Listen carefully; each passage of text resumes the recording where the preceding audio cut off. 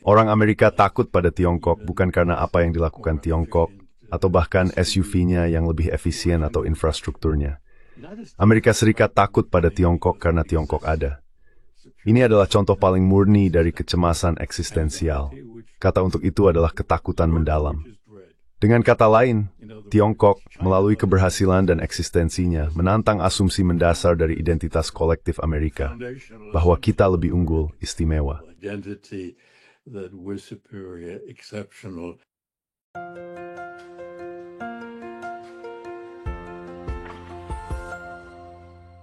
Hello everybody, this is Pascal. Halo semuanya, ini Pascal dari Neutrality Studies, dan hari ini saya kembali berbicara dengan Profesor Michael Brenner. Michael adalah Profesor Emeritus Urusan Internasional di University of Pittsburgh dan Fellow di Center for Transatlantic Relations di Johns Hopkins.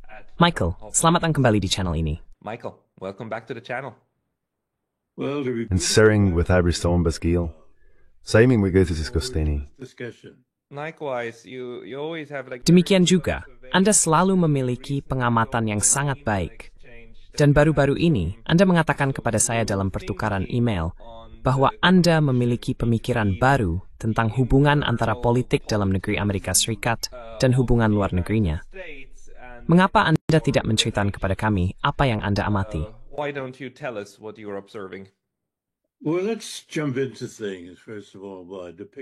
Baik, mari kita mulai dengan menggambarkan apa yang sedang terjadi di Amerika Serikat.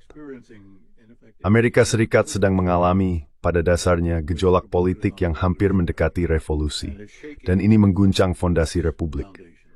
Tentu saja, fenomena ini membingungkan banyak orang, terutama mereka yang bertanggung jawab atas kepemimpinan pemerintahan lain. Ini membuat orang kehilangan arah, membingungkan, dan telah menghadirkan unsur ketidakpastian yang sangat besar.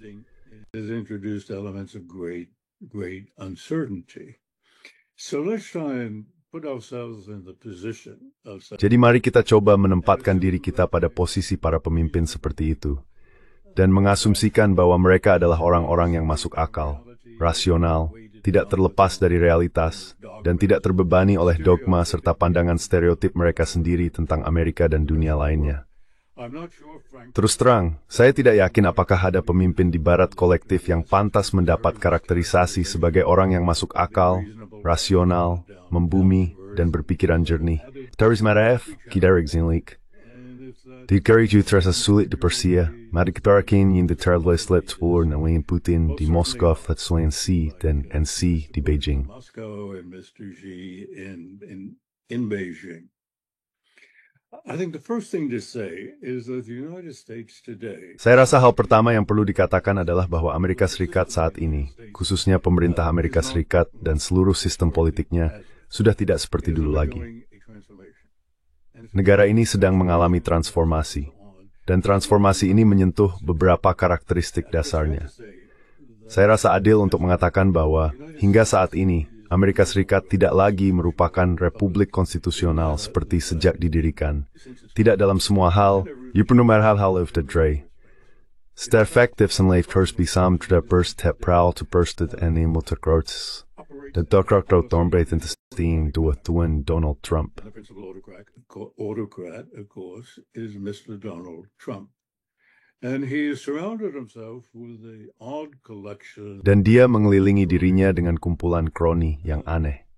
Beberapa di antaranya sejujurnya adalah orang-orang aneh, eksentrik, dan orang-orang yang tidak cocok yang sebenarnya tidak memiliki kualifikasi untuk menduduki jabatan tinggi.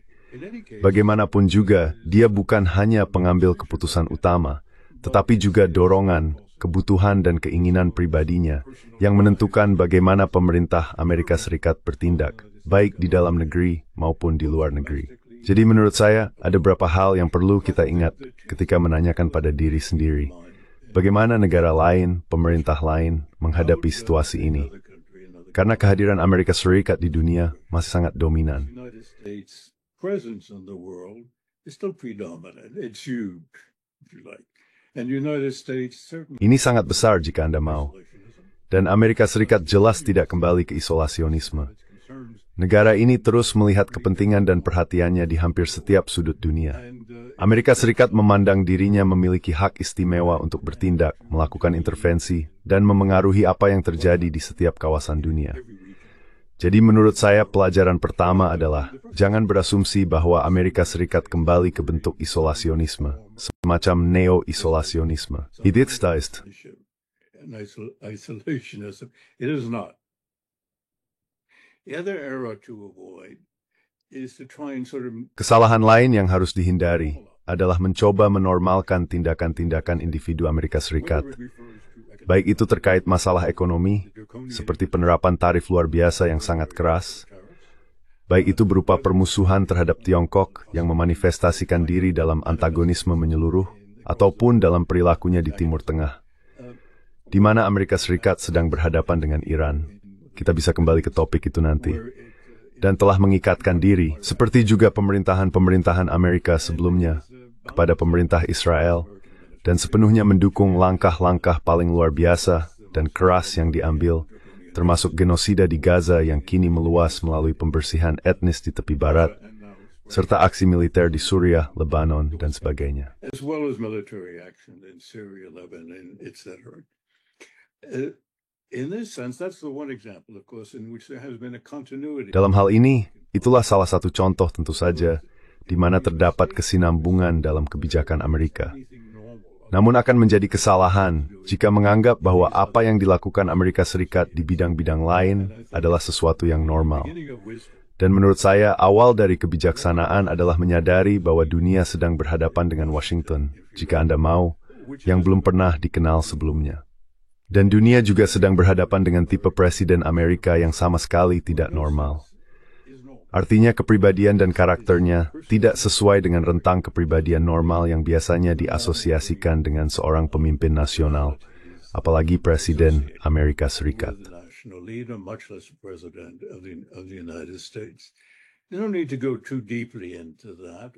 Anda tidak perlu membahasnya terlalu dalam, tetapi faktanya, Tuan Trump disebut oleh para psikiater sebagai seorang narsisis klinis, bentuk khusus dari narsisis yang disebut narsisis maligna. Hal ini tercermin dalam caranya yang khas dalam mengintimidasi, membuli, sangat mementingkan diri sendiri, dan terobsesi pada dirinya sendiri, serta ketidakmampuan total untuk berempati, atau bahkan memahami motivasi, cara berpikir, atau kepentingan pihak lain. Jadi, itulah kenyataannya. Sekarang, kita bisa membahas sebentar lagi tentang apa arti hal ini secara spesifik, baik dalam inisiatif kebijakan luar negeri Amerika Serikat secara individual maupun secara lebih umum dalam konsepsi pemerintahan ini atau presiden ini, tentang dunia, dan bagaimana ia berniat bertindak, serta bagaimana ia benar-benar bertindak di dunia.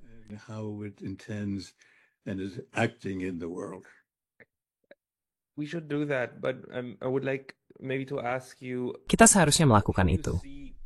Tapi saya ingin bertanya kepada Anda, bagaimana Anda melihat kesinambungan kebijakan luar negeri AS? Karena ada dua pandangan di luar sana. Satu mengatakan bahwa Donald Trump adalah kebalikan dari pemerintahan Biden, benar-benar berbeda, dan sebenarnya memiliki pendekatan yang sama sekali baru, terutama dalam hal Rusia, serta keinginan tulus untuk mengonfigurasi ulang kebijakan luar negeri AS menjadi sesuatu yang bisa berdampingan dengan Rusia. Pidato Donald Trump saat pelantikannya menyatakan bahwa Amerika Serikat atau pemerintahannya akan dikenang karena perang yang mereka akhiri dan perang yang tidak mereka masuki, dan seterusnya. Be remembered for the wars they ended and the wars that they didn't get into and so on. Then there's the other school of thought.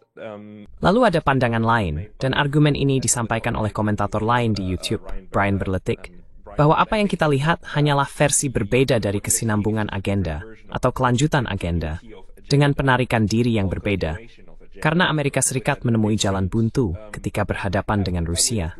Ide awal untuk memecah Rusia tidak berhasil. Jadi, mereka mundur, mengisi ulang, lalu mencoba lagi. Dan apa yang kita lihat hanyalah siklus. Kita berada di bagian berbeda dari siklus itu. Dan inilah yang dihasilkan oleh sistem AS. Menurut Anda, apakah salah satu dari dua pandangan itu yang benar? Atau bagaimana seharusnya kita membingkai kebijakan luar negeri jangka panjang di bawah pemerintahan yang sangat-sangat berbeda ini?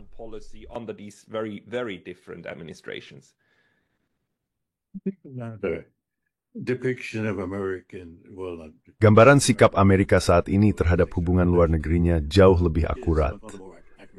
Yang kita lihat adalah perubahan dalam gaya dan cara. Yang tidak kita lihat adalah kembalinya pendekatan Amerika terhadap dunia yang mewakili konsep strategis baru, apalagi model baru tentang bagaimana dunia diatur, bagaimana dunia berfungsi, dan apa kepentingan Amerika. Tuan Trump dan rekan-rekannya sama-sama berkomitmen untuk menjaga Amerika Serikat tetap nomor satu, yang tentu saja di Washington merupakan istilah dominasi Amerika, apapun sebutannya. Metode untuk melakukannya agak berbeda, atau bahasa katakan dengan cara lain. Ini adalah ingin meminimalkan komitmen tetap Amerika. minimize any American fixed commitments. Fixed commitments and the obligations that flow from Komitmen tetap dan kewajiban yang muncul darinya adalah sesuatu yang sangat ditolak oleh seseorang seperti Tuan Trump, baik karena dia adalah Donald Trump, maupun karena seorang narsisis klinis menolak segala bentuk komitmen formal. Apakah itu bersifat hukum, apakah itu dibentuk secara internasional dalam bentuk perjanjian, apakah itu melibatkan janji dan kewajiban, karena hal itu membatasi. Dan dorongan utama bagi seorang narsisis adalah memiliki kebebasan bertindak sepenuhnya, agar dapat menyingkirkan segala sesuatu yang menantang atau mengancam rasa diri yang diagungkan ini, dan segala sesuatu yang membatasi kemampuan mereka untuk melakukan apapun yang mereka rasa harus dilakukan di dunia, demi memuaskan ego yang sangat besar dan berlebihan ini, untuk pamer, untuk meningkatkan status, apapun itu. Jadi ketika orang menyebut neo-isolasionisme, spetsharjit pogana isolation ini, neo-isolationism is not really isolationism. It's not even calculated because itu bahkan tidak diperhitungkan, karena hal ini didorong oleh kekuatan kuat dalam alam bawah sadar Tuan Trump sendiri. Jika Anda mau, untuk menghindari keterlibatan segala bentuk keterlibatan permanen dan untuk mempertahankan kebebasan bertindak sepenuhnya. Itulah sebabnya dia meremehkan NATO. Itulah sebabnya dia tidak merasa bersalah melanggar norma atau perjanjian apapun terkait perilaku hubungan komersial atau keuangan internasional. Dan ini omong-omong mirip dengan apa yang dilakukan di Amerika Serikat. Sebagian besar perintah eksekutifnya yang sangat menonjol yang selalu menjadi berita utama adalah ilegal dan atau inkonstitusional. Itu tidak membuatnya gentar. Perintah-perintah itu sedang digugat di pengadilan, tetapi pengadilan itu sendiri dalam banyak kasus kekurangan kemauan atau kekuatan untuk benar-benar menggagalkan dia, menggagalkan kehendaknya sepenuhnya. to thwart them and to thwart his will entirely. Because for the federal judiciary to directly confront Karena bagi peradilan federal untuk secara langsung menghadapi Presiden Amerika Serikat, pasti akan mengarah pada krisis konstitusi. that's not the Dan mereka ingin menghindari itu. Itu bukan pemerintahannya, bukan Gedung Putih. and of course Itu adalah otoritas yudisial. Dan tentu saja, Mahkamah Agung sendiri terlalu bersimpati kepada Trump, kepada gerakan MAGA dan sebagainya. Oleh karena itu, pengadilan distrik federal dan pengadilan banding tidak memiliki keleluasaan yang bisa diberikan Mahkamah Agung dalam mendorong mereka untuk menghadapi dan menantang tindakan eksekutif yang melanggar hukum atau tampaknya melanggar hukum atau konstitusi. Jadi pola ini kemudian juga tercermin di luar negeri. Tentu saja ini dalam beberapa hal merupakan peningkatan penekanan dari tren dalam kebijakan luar negeri Amerika secara umum. Coba pikirkan, selama 25 tahun terakhir, you can dole die slowshonen into the small tistrods and kilibetakan prankstoth. the United States is withdrawn from, abrogated, or violated. Just about every arms control agreement signed with Hampir setiap perjanjian pengendalian senjata dengan Uni Soviet saat itu, dan yang ditegaskan kembali dengan Rusia, telah dilanggar. Dimulai dengan keputusan George Bush untuk mengakhiri partisipasi dan kepatuhan Amerika terhadap Traktat Pelarangan Uji Coba Nuklir Komprehensif. to commercial deals. Sekarang, tentu saja, dalam hal urusan komersial, pemerintahan Trump sama sekali mengabaikan komitmen yang tercantum dalam pasal-pasal yang membentuk Organisasi Perdagangan Dunia, yang pada kenyataannya sudah mati. Organisasi itu telah dibuang ke tong sampah sejarah. Salah satu implikasi dari hal ini bagi pemerintah lain adalah bahwa Anda sama sekali tidak bisa mempercayai Amerika Serikat. Anda tidak bisa mempercayai kata-kata Donald Trump. Ia mengubah pikirannya sesuai dengan apapun yang mendorongnya, baik dalam urusan domestik, isu politik, maupun luar negeri, dengan ketenangan penuh. Hal ini harus dipahami. And this should be understood. Yes, it should. I think so. I just wonder if the. Ya, saya pikir begitu. Saya hanya bertanya-tanya, apakah saya rasa apa yang Anda jabarkan di sini benar, tetapi kecenderungan Amerika Serikat untuk melanggar aturannya sendiri, janjinya sendiri, dan perjanjiannya sendiri, seperti yang Anda katakan, sudah sangat lama terjadi. Masalahnya adalah, terutama orang Eropa dan juga Jepang, secara historis sangat sulit melihat hal itu. Itulah sebabnya mereka masih tidak bisa memahami ketika Rusia berkata, "The Subtang berkali-kali." Oh, pikirlah, kalian semua perjanjian ini, dan kalianlah yang melanggarnya. Treaties, and you were the ones who broke them. Like it's so symptomatic. Sangat khas bahwa orang Eropa terus mengatakan bahwa Rusia melanggar Memorandum Budapest 1994. Dan jika Anda membaca Memorandum Budapest, maksud saya, ada setidaknya 4-5 paragraf yang semuanya juga telah dilanggar oleh pihak lain. Misalnya oleh Amerika, yang tidak ikut campur di Ukraina dan tidak menciptakan gejolak politik di Ukraina. Tapi sekarang, dengan pendekatan yang terang-terangan ini, dengan sikap Donald Trump yang sepenuhnya, saya bahkan tidak peduli untuk pura-pura lagi. Bukankah itu justru menciptakan lebih banyak kejelasan di panggung internasional tentang seperti apa kebijakan luar negeri AS kontemporer selama ini, sekarang, dan mungkin akan tetap seperti itu di masa depan.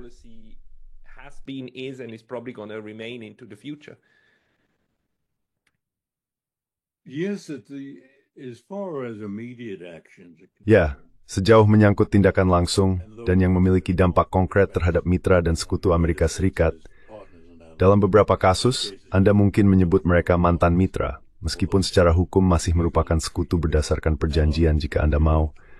Hal itu tidak berlaku secara retrospektif. Sejauh narasi dasar yang telah disepakati oleh semua pemerintah Barat terkait Rusia misalnya, masih dipegang oleh negara-negara Eropa Barat dan saya kira Jepang juga.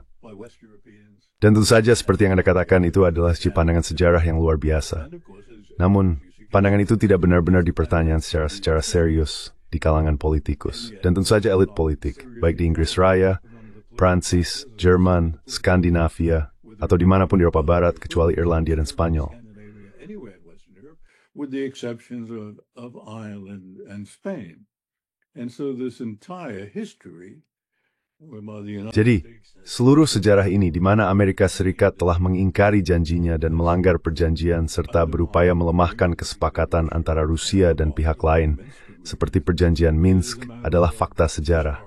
Namun, para pemimpin Eropa Barat menolak untuk mengakui hal ini.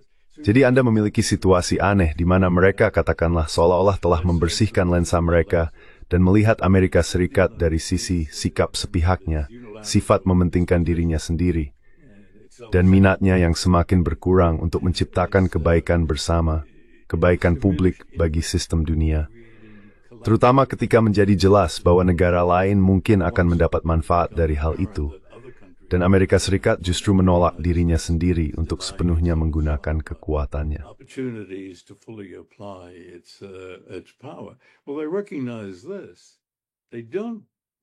Nah, mereka menyadari hal ini. Mereka tidak menyadari beberapa aspek lain dari lingkungan mereka, seperti hubungan dengan Rusia, yang sama kuatnya memengaruhi dan merugikan kepentingan Eropa seperti zona teror Trump. Melihat Eropa Barat bersiap-siap untuk perang dengan Rusia menunjukkan bahwa orang-orang ini hidup di dunia fantasi, benar-benar terlepas dari kenyataan. Jadi seolah-olah sebagian dari gambaran mental mereka, jika boleh dikatakan mulai menerima kenyataan, ini sila gortsismo ghost but instead you. Well, other dimensions of it clearly are not. In the discussion with you, we often circle back to. Dalam diskusi dengan Anda, kita sering kembali membahas psikologi. Tetapi ini memang sesuatu yang menurut saya perlu dipahami. Karena masalah utama saya saat ini adalah, saya gagal memahami bagaimana orang lain di Amerika Serikat, di Eropa, gagal memahami psikologi. Realitas dari apa yang sedang terjadi terkait cara Amerika Serikat, dalam wacana umum, termasuk media arus utama, menampilkan dirinya. Bagaimana mungkin sudah sangat diketahui, sangat dipahami, dan benar-benar jelas bahwa Amerika Serikat memiliki semua pangkalan militer ini di mana-mana di Eropa dan di Jepang. Ini sangat jelas, bukan? Ini susah tanya tentang itu. Namun, pada saat yang sama, Amerika Serikat berbicara tentang pangkalan-pangkalan ini. Asing. About securing these bases, right? And when there's a threat because there's Dan ketika ada ancaman, karena seseorang menyerang pangkalan militer AS di Timur Tengah, hal ini justru dijadikan bukti bahwa Anda membutuhkan lebih banyak pangkalan seperti itu. Dan saya terus mengatakan, Anda tahu bagaimana caranya agar tentara Swiss tidak terbunuh di Timur Tengah, dengan tidak menempatkan tentara di Timur Tengah.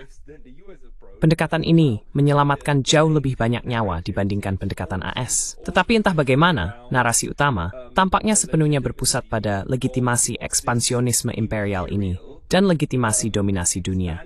Lagi-lagi, tidak menjadi isolasionis, diartikan sebagai mendukung keberadaan pangkalan militer di mana-mana.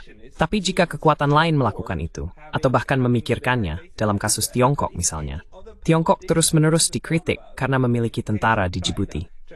Satu pangkalan. Dari mana asalnya hal ini? Where does this come from? You're exactly right. Anda benar sekali. Mari kita kembali dan ingat, Amerika Serikat lahir dengan keyakinan akan karakter istimewanya, dan bahwa negara ini entah bagaimana oleh takdir atau oleh sejarah, ditakdirkan untuk memimpin dunia di jalan panjang menuju pencerahan. Dalam arti itu, Amerika Serikat selalu menganggap dirinya memiliki status, peran, posisi yang unik. Dan tentu saja hal ini menjadi nyata sepanjang abad ke-20. There was somewhat tanda Serikat berperspektif relief dibandingkan dengan negara lain. Namun, semua itu dibangun di atas rasa bahwa dominasi Amerika adalah sesuatu yang alami. Dibangun di atas fondasi keistimewaan Amerika yang sudah ada sejak negara ini didirikan. Sekarang, Islam sedikit dirinya merasa rentan. Now the United States finds itself feeling vulnerable. Vulnerable in the sense that other parts... Rentan dalam arti bahwa pihak lain, terutama Tiongkok, secara nyata menunjukkan diri mereka sebagai ancaman terhadap konsep fundamental keunggulan dan superioritas Amerika. Dan itu sangat sulit diterima oleh orang Amerika, baik dalam istilah realpolitik strategis, maupun dalam hal identitas nasional negara tersebut. Saya dapat meyakinkan Anda bahwa Tuan Trump dan orang-orang di sekelilingnya memiliki keyakinan yang sama kuatnya seperti pemerintahan-pemerintahan sebelumnya. Tapi apa artinya itu? Mari kita bahas sejenak soal Ukraina dan Rusia. Mengapa kita melihat pembalikan kebijakan deklaratif Amerika memang terjadi, bukan? Tuan Trump saat kampanye dulu seharusnya mengatakan, ya, Rusia punya alasan, bukan?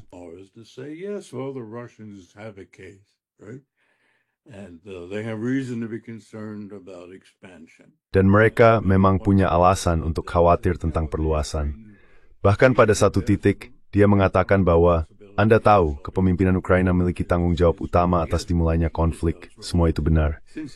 Namun dia belum mengulangi pernyataan tersebut sejak pelantikannya. Dari mana asalnya? Apakah itu didasarkan pada pemahaman mendalam tentang sejarah terbaru? Tidak. Trump adalah seorang yang benar-benar tidak tahu apa-apa dalam arti harfiah. Entihama tay migri dangkal, terbatas, dan parsial terkena pihak terina. Tidak membaca, terkakan. Pandangannya dari dibelgarnya yang bola jenaling frame camper, kartun, stereotip, dan sebagainya. Stereotypes, etc. He does pick up notions from people he talks to. Dia memang mengambil gagasan dari dia ajak bicara. Dan orang-orang itu tidak selalu merupakan pembuat kebijakan luar negeri paling senior atau paling bertanggung jawab di pemerintahan. Bisa saja siapa aja. Dia sangat rajin mendengarkan dan menonton Fox News. Dan dia mengambil ide-ide dari berbagai pembawa acara, komentator, dan tamu. Misalnya, dia terpikat pada Tuan Hespeth, pilihan yang aneh untuk Menteri Pertahanan, karena dia menyukai beberapa hal yang dikatakan Hespeth saat menjadi pembawa acara di Fox News. Dan dia cenderung berubah pikiran tergantung pada siapa yang terakhir dia ajak bicara. Kita telah melihat hal ini jelas dalam beberapa minggu terakhir terkait Ukraina dan hubungannya dengan Rusia. And dealings with Russia. one doesn't know from day to day Seseorang tidak tahu dari hari ke hari secara pasti apa posisi, harapan, atau gambaran hasil yang diinginkan oleh Amerika. Yang kita lihat hanyalah sejumlah skema yang digambarkan secara samar. Semuanya berpusat pada gagasan gencatan senjata. Mengapa dia mendorong gencatan senjata? Alasannya jelas. Bukan karena itu sesuai dengan semacam rencana yang matang di benaknya atau di benak pemerintahannya tentang seperti apa seharusnya sistem keamanan Eropa. Tiada gambaran seperti itu. Tiada yang segala perker dalam kerangka seperti itu. Dia sama sekali tidak berkeringan dan logis. Terus ingin kenemberitsi is tujuan motor pemberesan. Tai pabet standik, itu tiga yang bersuang runs global dengan Rusia. Emis, mengapa tak losen? Why? Well, for a couple of reasons, if you want to look at it in purely...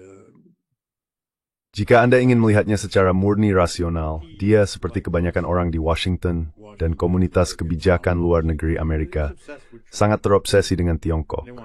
Mereka ingin memusatkan perhatian pada hal itu.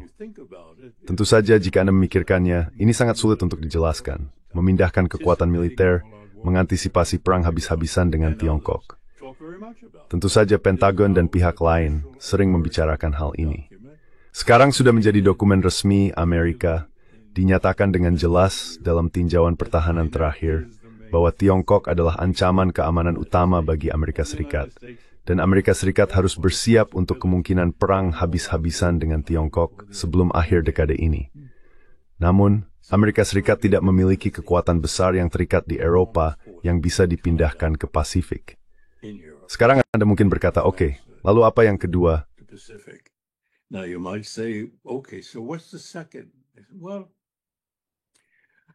if we want to look at it... Nah, jika kita ingin melihatnya secara logis, Ukraina menyerap begitu banyak perhatian, waktu, dan energi, sehingga hal itu mengalihkan fokus kita saat menghadapi ancaman multidimensi dari Tiongkok. Meskipun saya selalu merasa argumen semacam ini agak tidak realistis, dengan sumber daya organisasi dan birokrasi yang sangat besar yang dimiliki pemerintah Amerika Serikat, mereka seharusnya bisa menangani dua area perhatian sekaligus. Seperti yang sudah lakukan pada Perang Dunia, padahal saat itu sumber dan budaya organisasi jauh lebih terbatas. Saya kira alasan MD itu alasan lain, yang mungkin merupakan utama tetapi Trump merasa cukup mudah untuk memobilisir dalam menghadapi Rusia, dan sangat menghormati Vladimir Putin.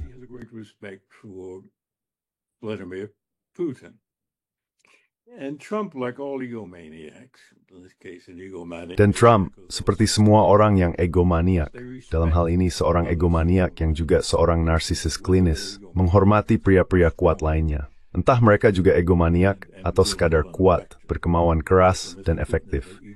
Karena bagaimanapun juga Tuan Putinlah seorang egomaniak. Maksud saya, jika dilihat dari segi psikologis, dia adalah contoh ketenangan dan keseriusan. Dan dalam beberapa hal itu justru mengangkat citra diri Trump sendiri ketika berhadapan langsung, pria ke pria, dengan seseorang seperti Putin. Jadi dia sama sekali tidak memiliki hambatan untuk berurusan dengan Putin. Bahkan dia punya kecenderungan positif untuk melakukannya, dengan keyakinan bahwa Putin adalah orang yang bisa diajak bicara dan bernegosiasi.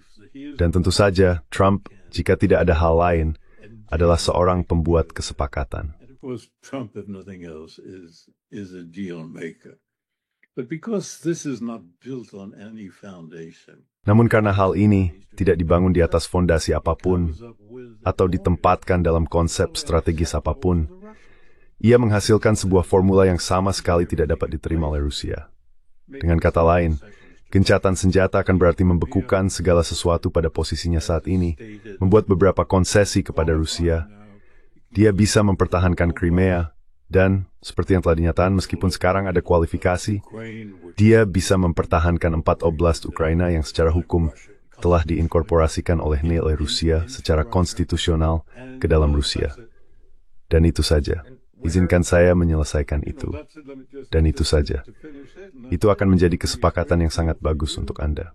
Lalu ada beberapa gagasan atau janji samar bahwa kita akan menjaga warga berbahasa Rusia, orang Rusia, atau minoritas lain yang akan tetap berada di Ukraina. And then we can get together and have all kinds of these business Lalu kita bisa berkumpul dan membuat berbagai jenis kesepakatan bisnis. renewed access. Apa yang diinginkan Amerika Serikat adalah akses kembali ke sumber daya alam Rusia yang luar biasa, ya sangat besar, yang tak tertandingi oleh siapapun. Itu adalah kepentingan ekonomi utama. Jadi pada dasarnya, kesepakatan yang ditawarkan seperti ini. Kami berikan Crimea, kami berikan Oblast, kita berjabat tangan, kita buat janji bahwa Ukraina tidak akan masuk NATO dalam 10 atau 20 tahun ke depan. Itu formulasi Keller, bukan? Sementara itu, kita bisa melakukan bisnis yang menguntungkan bersama antara kamu dan aku. Dan juga kamu bisa mendiversifikasi portofolio ekonomi dan keamananmu dengan kembali menjalin hubungan dengan AS dan tidak harus sepenuhnya bergantung pada Tiongkok. Pada dasarnya, itulah yang ditawarkan. Dan tentu saja, hal lain yang perlu dikatakan adalah Widits is the swing the strength even bind with foreignness. It's not something that he ran by or consulted Europeans about. So not only is this offer obviously unacceptable, Jadi tawaran ini jelas tidak dapat diterima oleh Rusia, bahkan tidak mendekati dapat diterima oleh mitra-mitra Eropa Amerika Serikat, yang persetujuan dan kesepakatannya diperlukan agar proposal ini memiliki sedikit saja legitimasi. Jadi ini bukan diplomasi, ini bukan kebijakan yang koheren, tidak ada sedikit pun logika atau nalar di dalamnya. Ini adalah perilaku khas Trump, namun tetap saja ada analis, pengamat, dan pemimpin pemerintahan lain yang terus-menerus membicarakan apa sebenarnya yang ada di benak Trump. Apakah ini konsep strategis baru? Apa alasan fundamental yang mendasarinya? Apakah benar ada pemikiran canggih di balik semua ini? Dan jawabannya tidak ada. Dalam hal proses, pemerintahannya tidak melakukan pertimbangan bersama. Dia bahkan tidak bertemu dengan para penasihat seniornya untuk membahas berbagai opsi dan merumuskan strategi serta tindakan taktis bisa diambil dari situ. Pemerintahannya tidak bekerja seperti itu. be derived from it. His government doesn't work that way.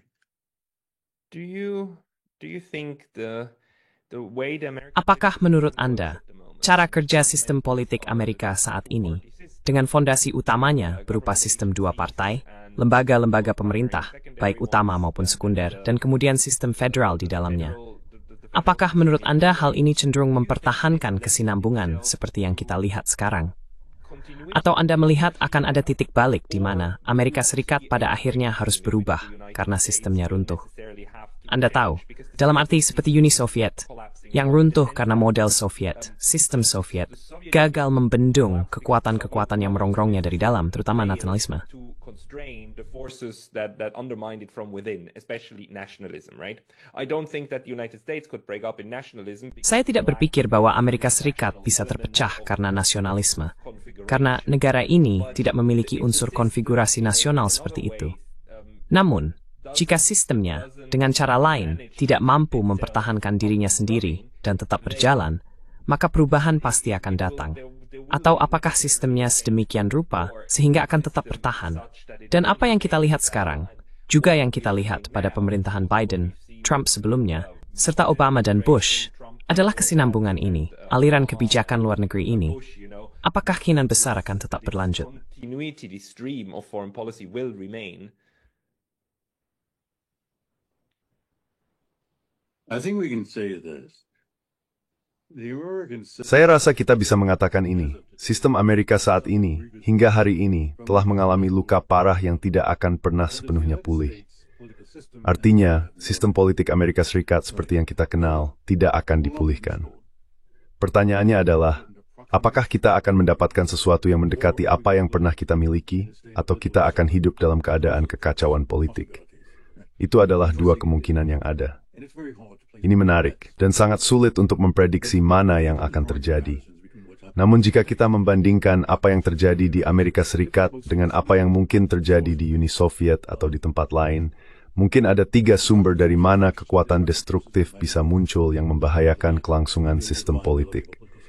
Pertama dari luar, perang besar yang Anda kalah atau tidak bisa pertahankan, seperti Perang Dunia First dan dampaknya bagi Rusia Kekaisaran. Atau bisa juga ada kekuatan muncul dari masyarakat itu sendiri, dalam bentuk apapun. Bisa jadi revolusi radikal, revolusi Prancis, revolusi Rusia. The Russian revolution, It could be in the form of military coups. Itu bisa berupa kudeta militer atau fasisme korporat dan sebagainya. Namun itu bukanlah yang terjadi di Amerika Serikat. Memang ada unsur-unsur yang terakhir, tetapi bukan yang paling serius. Yang ketiga, dan ini memang tidak sepenuhnya unik, sangat jarang terjadi. Dan saya pikir inilah yang terjadi di Amerika Serikat, bukan hanya dalam 100 hari terakhir atau 9 tahun terakhir, tetapi sudah dimulai jauh lebih awal, adalah kemunduran dalam integritas dan kompetensi murni dari para elit politiknya. Dengan kata lain, yang muncul dalam sistem politik Amerika berasal dari atas, baik melalui tindakan kelalaian, yang menurut saya sudah terjadi sejak masa Barack Obama, dan kegagalannya memahami bagaimana kepanikan finansial besar tahun 2008 dan 2009 memunculkan kekuatan atau ketidakpuasan rakyat yang seharusnya diatasi.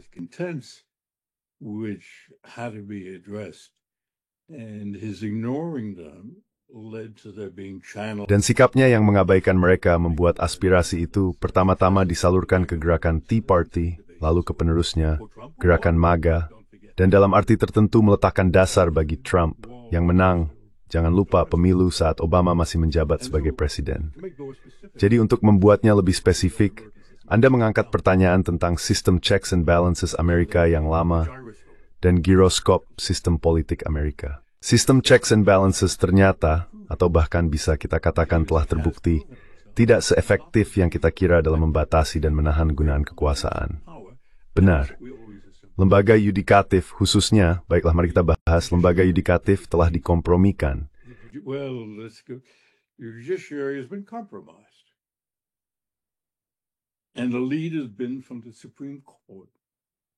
Dan yang memimpin adalah Mahkamah Agung, melakukan hal-hal yang sangat luar biasa, menyatakan bahwa seorang presiden dapat melakukan kejahatan apapun yang bisa dibayangkan, tetapi tidak dapat dituntut. Tidak ada satupun dalam sejarah konstitusi atau jurisprudensi Amerika yang membenarkan hal itu. Itu adalah mayoritas hakim yang mengambil keputusan tersebut untuk alasan mereka sendiri yang bias dan kemudian menciptakan kerangka hukum yang tipis agar terlihat sah. Demikian pula, ketika mereka mengamin bahwa sebuah korporasi adalah manusia, dengan semua hak ekspresi politik yang dijamin kepada manusia dan warga negara dalam konstitusi, itu membuka jalan bagi banjir besi dalam politik Amerika.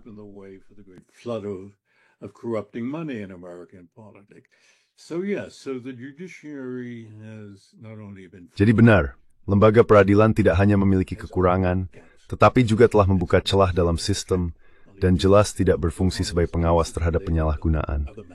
Apa yang terjadi di negara bagian berkaitan dengan hal-hal lain, seperti lembaga peradilan negara bagian. Kedua, Kongres. Nah, Kongres sekarang memiliki dua karakteristik yang unik dalam sejarah Amerika.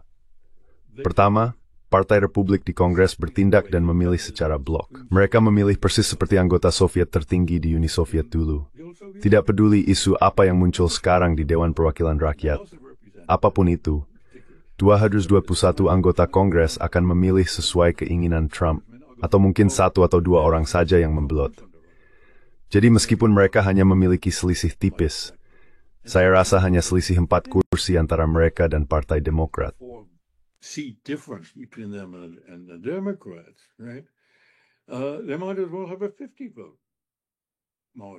Mereka seolah-olah memiliki selisih 50 suara. Ciri khas lain yang juga aneh dan tidak memiliki preseden sejarah adalah lemahnya oposisi. Partai Demokrat nyaris tidak berfungsi sebagai oposisi, meskipun mereka memiliki seorang presiden yang setiap hari menyalahgunakan wewenangnya dan mempertanyakan integritas serta kelangsungan sistem politik Amerika itu sendiri.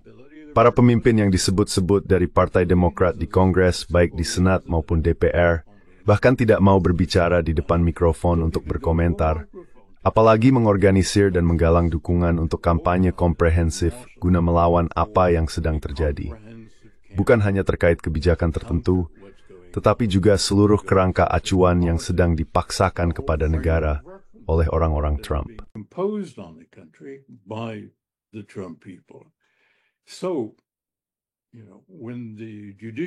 Jadi, Anda tahu, ketika lembaga peradilan telah dikompromikan, dan Kongres, karena dua alasan yang sudah saya sebutkan, menjadi tidak efektif, Anda membuka jalan bagi berbagai bentuk penyalahgunaan otoriter, seperti yang kita lihat sekarang, dan yang akan kita lihat selama 4 tahun ke depan. Jadi apa yang akan tersisa dari Republik Konstitusional Amerika 4 tahun dari sekarang, masih menjadi pertanyaan terbuka. Dan di sini, Anda memiliki situasi unik di mana kekuatan terkuat di dunia, yang telah terlibat dan mencampuri urusan di setiap wilayah di dunia, dan berurusan dengan hampir setiap pemerintahan, kecuali mungkin Korea Utara, bukan sedang runtuh, tetapi justru bertindak dengan cara yang benar-benar tidak menentu dan tidak dapat diprediksi. Fashion. What I know this is slightly on a different note, but what's your assessment about the Saya tahu ini agak sedikit keluar dari topik, tapi bagaimana penilaian Anda tentang faktor Israel dalam politik internal AS? Karena Anda mengatakan bahwa satu hal yang selalu dihindari para narsisis adalah mengikat diri mereka sendiri, kan membatasi pilihan mereka sendiri. Tapi menurut saya, seperti di banyak tempat lain, pengecualian untuk Israel tetap berlaku, karena tampaknya AS, dan khususnya Donald Trump, telah mengaitkan nasibnya dengan Israel. Sesuatunya hal yang hal alas break sebagai untuk kampanye politik. Bagaimana menurut Anda? For political campaigning, how do you see that? Well, this is something which has developed over the last. Nah, ini adalah sesuatu yang berkembang selama 60 tahun terakhir. Amerika Serikat bukanlah pendukung utama Israel pada saat kemerdekaannya. Saat itu sebenarnya Prancis yang menjadi pendukung utama. Semua itu berubah mulai tahun 60-an. Israel adalah mitra senior dalam hubungan tersebut. Israel yang menentukan, Amerika Serikat justru sebaliknya. Ini adalah hubungan yang aneh, tanpa preseden sejarah sama sekali. Alasannya sangat rumit. Sebagian alasan memang rumit dan sebagian lagi sederhana. Alasan yang rumit ada di ranah psikologi dan sejarah, akan terlalu jauh jika kita membahas itu sekarang. Tapi alasan lainnya adalah mereka membeli sistem Amerika. Mereka membeli kelas politik Amerika. Pertama, melalui sumbangan kampanye. Sumbangan kampanye yang bukan berasal dari Israel, tapi dari orang-orang Yahudi Amerika yang kaya, bukan? Coming from wealthy American Jews. And that's why Mr. Dan itulah sebabnya Tuan Netanyahu, yang pada dasarnya adalah penjahat perang yang telah didakwa, dapat datang dengan aman ke Amerika Serikat, diundang untuk berpidato di hadapan sidang gabungan Kongres, dan menerima 5-7 kali standing ovation ketika ia menyampaikan pada dasarnya pelajaran yang diambil dari kitab Yosua, yang mengarah pada dan membenarkan genosida Israel terhadap rakyat Palestina. Dan sebanyak 5-7 kali, Kongres Amerika berdiri dan bertepuk tangan untuknya. Para Demokrat tidak berdiri, meskipun sebagian besar dari mereka juga merupakan pendukung kuat Israel. Ya, beberapa dari mereka memang berdiri, Pete. Mereka memang berdiri. Maaf, saya tadi memikirkan pidato pelantikan Trump. I'm sorry, I was thinking of Trump's inaugural address. Not inaugural, his address to Congress. Bukan pidato pelantikan. Pidatonya di hadapan Kongres tak lama setelah ia terpilih. Tidak. Mereka semua berdiri, baik Demokrat maupun Republik. Faktanya, hingga beberapa tahun terakhir, Partai Demokrat adalah partai yang diunggulkan oleh lobi Israel yang kuat jika Anda mau. Itu karena banyak miliarder Yahudi kaya selalu menjadi Demokrat secara nominal, yang terjadi karena alasan historis. Ini semacam dari New Deal. Dan siapa yang mendukung minoritas Yahudi di Amerika Serikat ketika mereka belum memiliki status dan posisi seperti sekarang? Tapi sekarang, mereka sepenuhnya mengendalikan kedua partai. Both parties completely. But this is, I mean, and this is where we circle back to the political. Tapi inilah, maksud saya, disinilah kita kembali ke sistem politik. Karena maksud saya, ini bukan sesuatu yang unik pada lobi Israel Zionis, kan? Fenomena bahwa politik AS bisa secara sah, secara legal atau ilegal, adalah hal mendasar dalam cara kerja sistem politik itu sendiri, kan? Melalui lobby yang dilembagakan, ada lobby Israel, tapi juga ada lobby senjata. Tentu saja ada kompleks industri militer yang merupakan satu skema besar, uang membeli pengaruh politik, sebenarnya ke beberapa arah. Dan ini sudah menjadi bagian dari cara kerja sistem, terutama jika dibandingkan dengan bagaimana tidak bisa membeli proses politik di Tiongkok. Bukan, maksud saya, Vladimir Putin telah memberantas pengaruh oligarki di Rusia. Itu salah satu hal utama yang dia lawan dalam 20 tahun terakhir. Sistem Amerika memang pada dasarnya adalah politik uang. The American system is part and parcel money politics.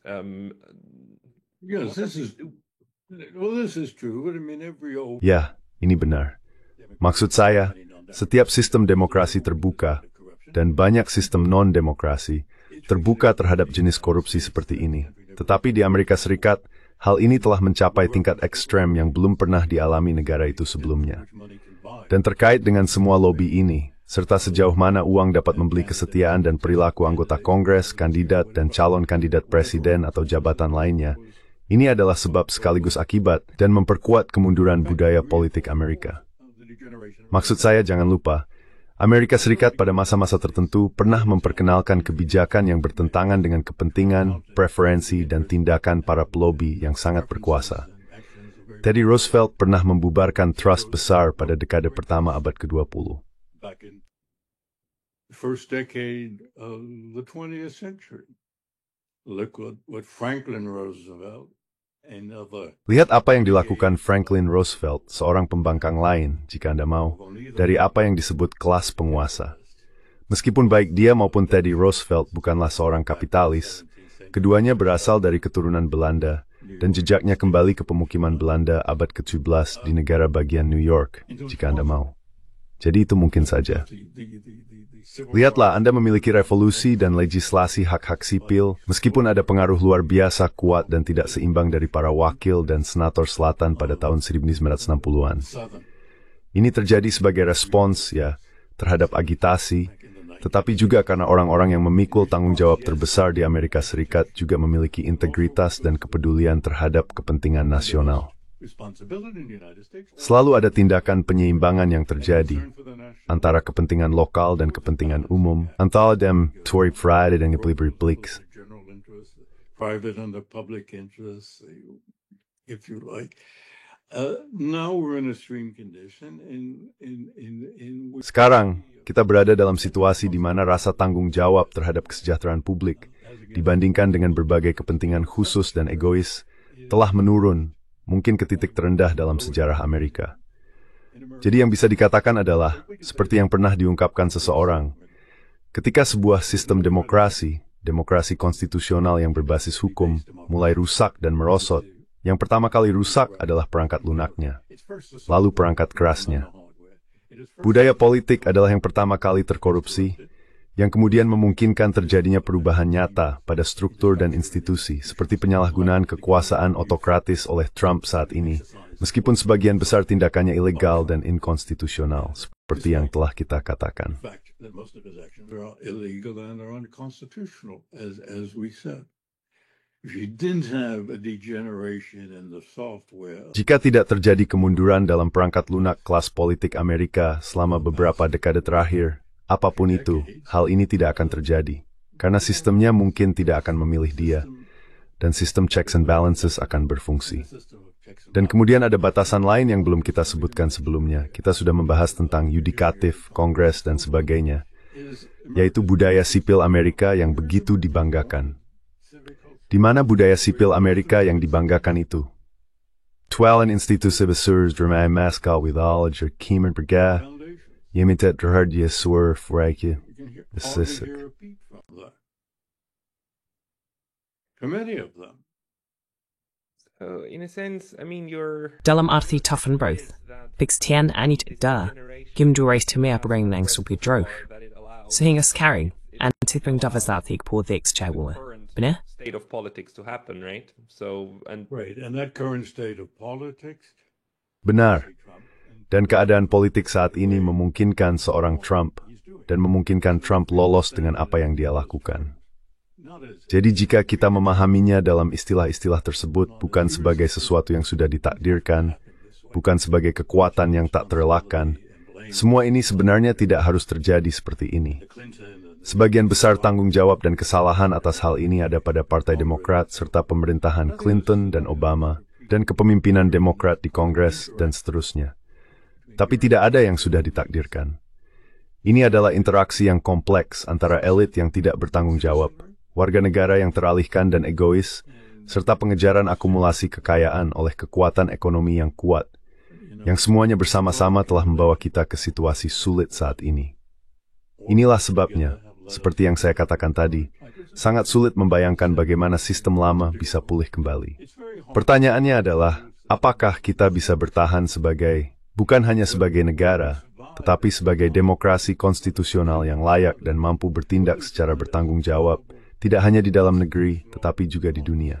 Capable of acting responsibly, not only at home but in the world. Ya, saya setuju. Maksud saya pikir Amerika Serikat sedang berada di salah satu momen paling merugikan dalam sejarah nasionalnya karena alasan internal, bukan eksternal. Karena alasan internal. Not for external ones, for internal ones. No.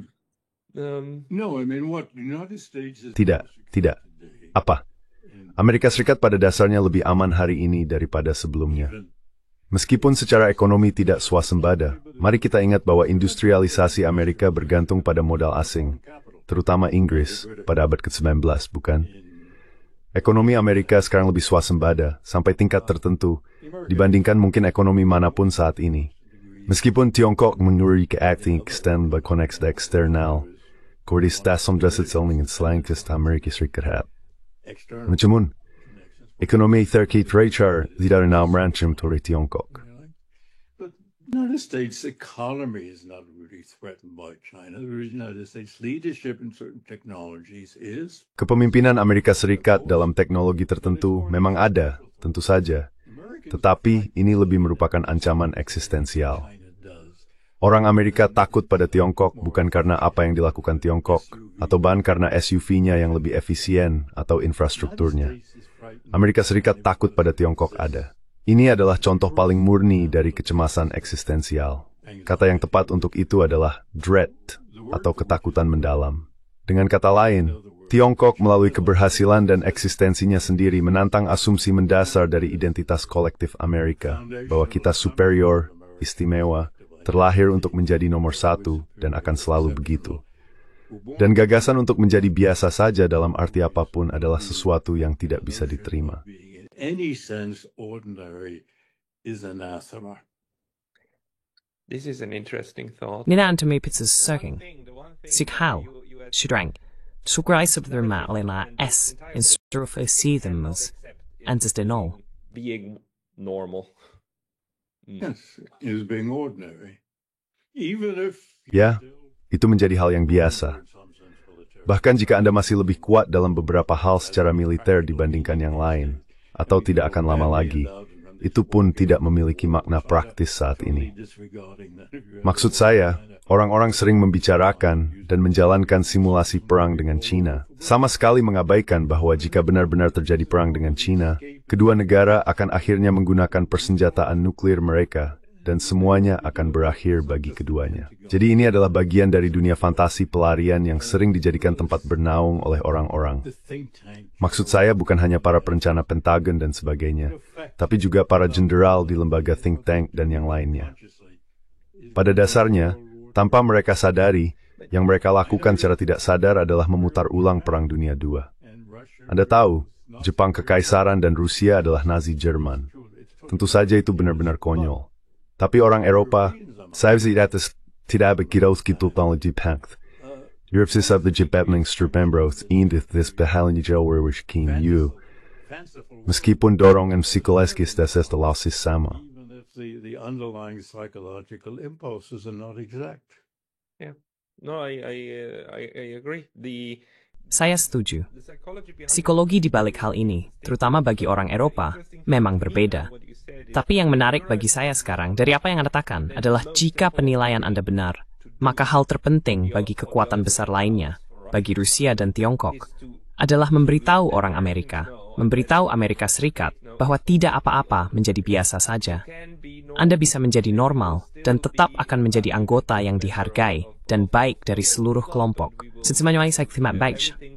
Terdapat menit siling. It's easy hamar dipahami stek. Mungkin Anda ada peluang BBGS in industrial. a chance for the US to let go of this. That's true, but as we know, Itu benar, tetapi seperti yang kita ketahui dari psikologi individu, pihak eksternal sebenarnya tidak dapat mengubah susunan psikologis individu yang sedang bermasalah kecuali mereka sendiri bersedia untuk berubah.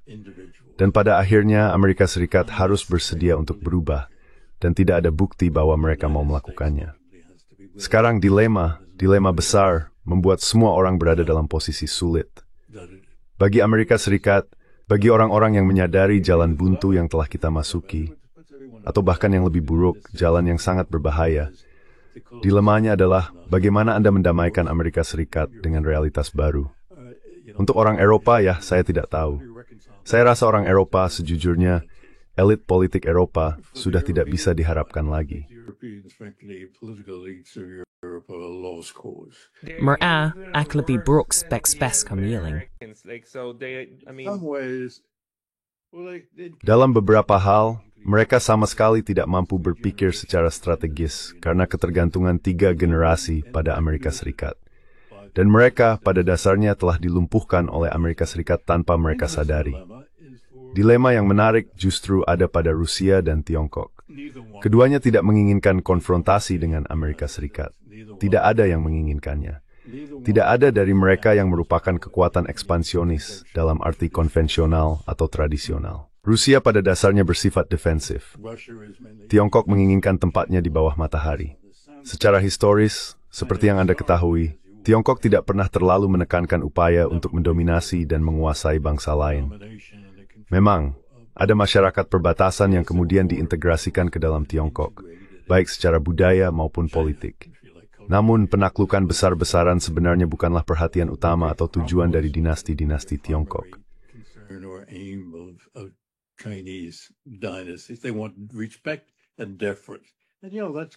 Mereka menginginkan rasa hormat dan penghormatan. Dan Anda tahu, itu akan membawa Anda ke dalam beberapa masalah dan persaingan dengan negara seperti Amerika Serikat jika Anda mau. Ada dasar-dasar objektif di mana negara-negara dengan kepemimpinan yang masuk akal dan tercerahkan dapat, seiring waktu, menjalin dan membangun serangkaian pemahaman yang memungkinkan hidup berdampingan secara damai, dan tingkat kerjasama yang cukup besar antara Amerika Serikat, Tiongkok, Rusia, dan negara-negara lain yang cukup berpengaruh dalam impian saya, entah itu India, Brasil, atau yang lainnya. Anda tahu, jika Eropa ingin berpartisipasi dengan cara yang konstruktif, tentu saja itu akan baik-baik saja. Jika mereka ingin hidup di dunia fantasi mereka sendiri, itu adalah tempat yang sangat indah dan nyaman. Lingkungan yang sehat untuk memanjakan fantasi seseorang.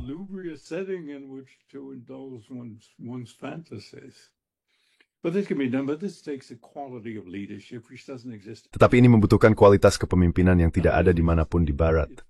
Tidak ada, benar-benar tidak ada. Sulit membayangkan ada seseorang di kehidupan publik di negara Eropa manapun, atau negara Eropa Barat atau Amerika Serikat, yang kemungkinan besar bahkan akan berpikir dalam kerangka seperti ini. Apalagi merancang dan menjalankan strategi diplomatik yang sangat canggih yang berkembang dalam kurun waktu tertentu. Saya memikirkan Xi, Putin, atau Kastelblas yang bertemu dengan rekan sejawatnya. Dan faktanya, Putin telah menawarkan undangan untuk melakukan hal seperti ini sejak pidatonya di Munich pada tahun 2007. Tetapi tidak ada seorang pun di Barat yang secara intelektual, emosional, atau politis mampu melakukan hal ini. Siapa? Jadi, bisakah Anda menyarankan seseorang, atau di Jepang, bahkan seseorang yang saat ini tidak menjabat atau calon kepala pemerintahan?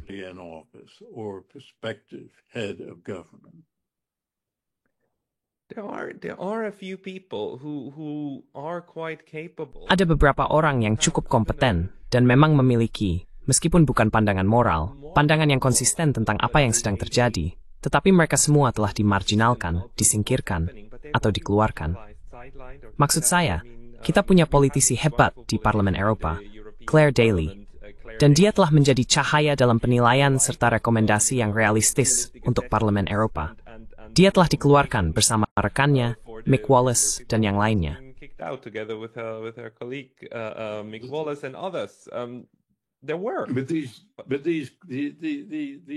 Memang ada. Tapi orang-orang ini seperti lencana, kalau boleh dibilang begitu. Mereka benar-benar berada di pinggiran. Maksud saya, mereka tidak mampu mengorganisir atau memimpin sebuah gerakan. Itu adalah dampak yang signifikan. Tentu saja ada beberapa orang luar biasa yang muncul di program Anda. yang Anda wawancarai, dan mereka adalah orang Amerika. Mereka cenderung berusia di atas 70 tahun. Beberapa di antaranya bahkan di atas 80 tahun. Dan mereka adalah orang-orang dengan kemampuan dan pencapaian luar biasa. Sangat sulit menupadanan mereka, baik di ranah politik maupun di kalangan intelektual publik secara umum, dengan tingkat wibawa seperti itu yang memiliki kehadiran dan status. Sebagian dari itu karena memang tidak ada, dan sebagian lagi karena mereka ditekan. Jika ada bukti kemunculan orang-orang seperti itu, mereka biasanya diabaikan atau ditekan. Or they are suppressed. Yeah, but this is a hallmark of Namun, ini adalah ciri khas dari sebuah kata yang semakin sering muncul di saluran saya dari berbagai orang. Kakistokrasi. Kakistokrasi. Pemerintahan oleh orang-orang yang paling tidak kompeten. Dibangun di atas fondasi sistem yang meminggirkan dan menyingkirkan siapapun yang kompeten. Jadi, dari itu sudah dibangun dari sistemnya. anyone who is competent. So it's built in. Anybody who is competent in terms of Siapapun yang kompeten dalam urusan publik, baik yang terpilih maupun tidak terpilih. Tapi saya rasa itu adalah ciri khas masyarakat barat kontemporer. Namun tidak ada yang menjelaskannya. Maksud saya, itu adalah tantangan yang sangat sulit. Melihat jenis orang yang memimpin beberapa pemerintahan kita saat ini, seperti Tuan Trump, apakah Anda lebih suka mereka kompeten atau tidak kompeten? Maksud saya lebih memilih dalam beberapa hal. Tuan sebagai presiden daripada Tuan Vance menjadi presiden. Itu ground. Meskipun Vance bukan individu yang sudah psikopat, tiada sihor.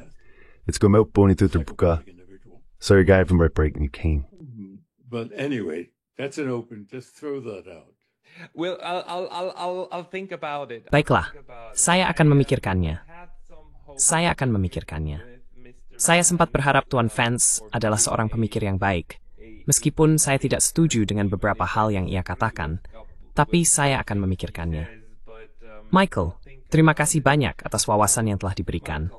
Dan bagi orang-orang yang ingin membaca karya Anda, adakah tempat khusus di mana Anda menerbitkan tulisan-tulisan Anda? Is there a place where they should go where you publish your things? Well, the things that I write. Nah, hal-hal yang saya tulis, dan seperti yang Anda tahu, saya memang cukup sering menulis, bahkan sampai baru-baru ini hampir setiap minggu. Saya kirimkan ke daftar pribadi yang cukup besar, dan tulisan-tulisan itu juga diambil serta dicetak ulang di berbagai situs berita elektronik. Jika ada cara agar orang-orang bisa menghubungi saya dengan senang hati akan menambahkan mereka ke daftar tersebut. Jika Anda bisa menyebarkan alamat email saya, itu saja sudah cukup. Tapi saya tidak tahu apakah itu pantas atau tidak. Saya benar-benar akan melakukannya. Jika ada yang ingin menghubungi dan masuk ke daftar email Michael yang sangat bermanfaat, silakan kirim email kepada saya dan Anda akan dimasukkan ke dalamnya. Ya, kami semua tahu email Anda. Sekali lagi, terima kasih karena telah diberi kesempatan untuk membahas begitu banyak kekhawatiran dan berbicara kepada orang-orang yang penuh perhatian. Stadare, diberi kebisan berbicara secara terbuka dan bertimbertin. Por yang Anda larin di kona, betes pelayanan publik you embrace. What you're doing is a remarkable public service. Well, thank you for Baik, terima kasih atas hal itu. Dan memang mudah membagikan analisis nanti. Itu sangat berhasil bagi kami semua. Prof. Michael Brenner, terima kasih atas waktu Anda ini. for your time today. You